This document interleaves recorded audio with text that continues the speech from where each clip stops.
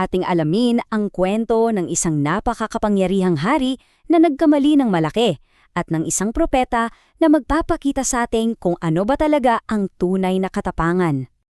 Naisip niyo na ba yan? Paano kung yung leader na tinitingala ng lahat biglang gumawa ng isang bagay na magpapabago sa lahat? Kasi dyan mismo nagsisimula ang kwento natin ngayon tungkol kay Haring Uzias. Okay, simulan natin sa unang bahagi, ang pagkakamali ng hari.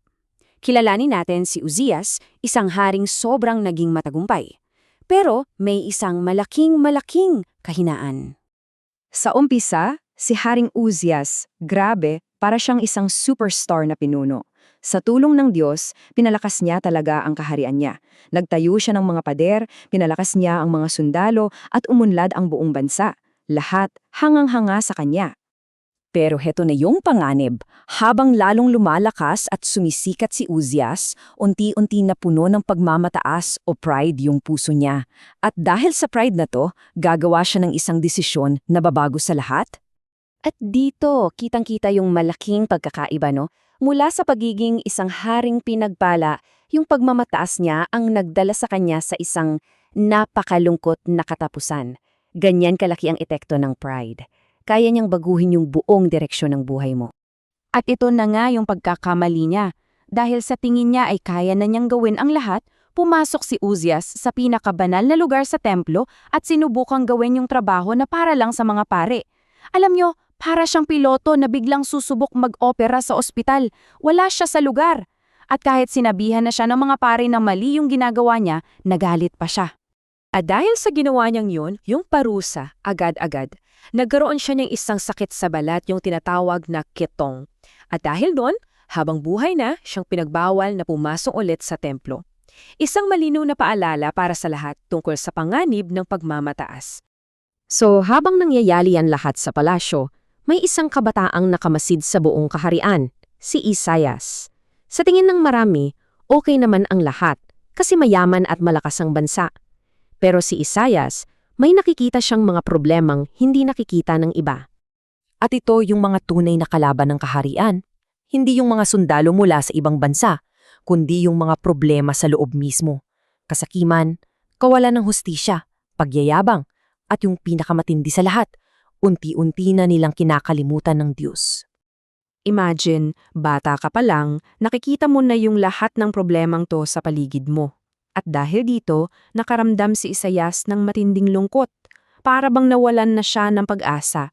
Ang pakiramdam niya, ano pa bang magagawa ko?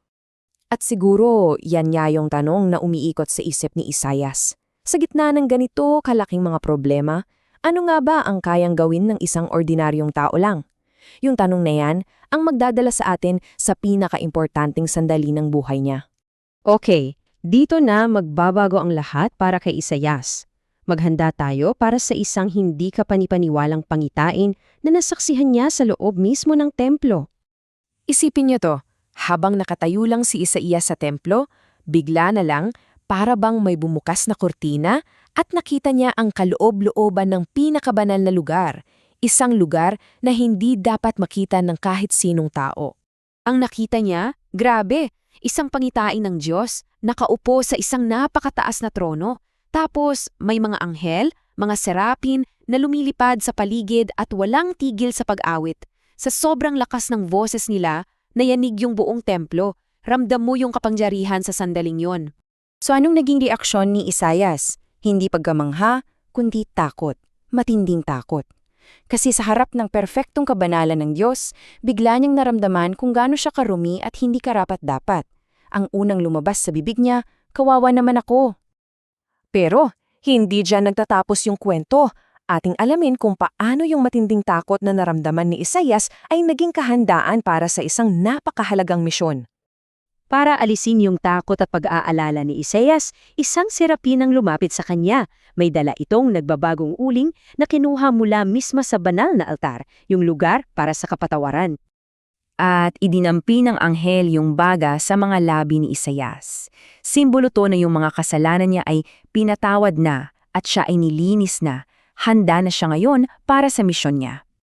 At ngayong wala na yung takot niya, wala na yung pakiramdam na marumi siya.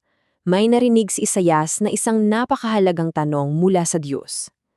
Naghahanap ang Diyos ng isang sugo. At dito na nangyari yung pinakamatinding pagbabago. Mula sa pagsasabi ng, "Kawawa naman ako," ang isinagot na ngayon ni Isaias ay puno ng tapang at kahandaang, "Narito ako, isugo mo ako." Ngayong tinanggap na ni Isaias, ano na ang susunod na mangyayari? Alamin natin kung ano ang misyon na ibinigay sa kanya. Alam mo, naging prangka ang Diyos kay Isaias. Sinabi niya na, hindi to magiging madali. Maraming tao ang hindi makikinig sa'yo. Pero mayroon ding pangako ng pag-asa. May isang maliit na grupo, yung tinawag na nalalabi, na mananatiling tapat at maliligtas. At yung alaala ng kamanghamanghang pangitayan na yon, yun yung naging gasolina, yung lakas ni Isaias para maging propeta sa loob ng mahigit 60 taon. Isang buong buhay ng paglilingkod dahil lang sa isang sandali na nakita niya ang kaluwalhatian ng Diyos. At dito nagtatapos ang ating kwento. Si Isaias nakahanap ng tapang mula sa kanyang pangitin. Tayo kaya, ano ang nagbibigay sa atin ng lakas ng loob para harapin yung mga hamon sa ating buhay? Isang magandang tanong na pwede nating pag-isipan.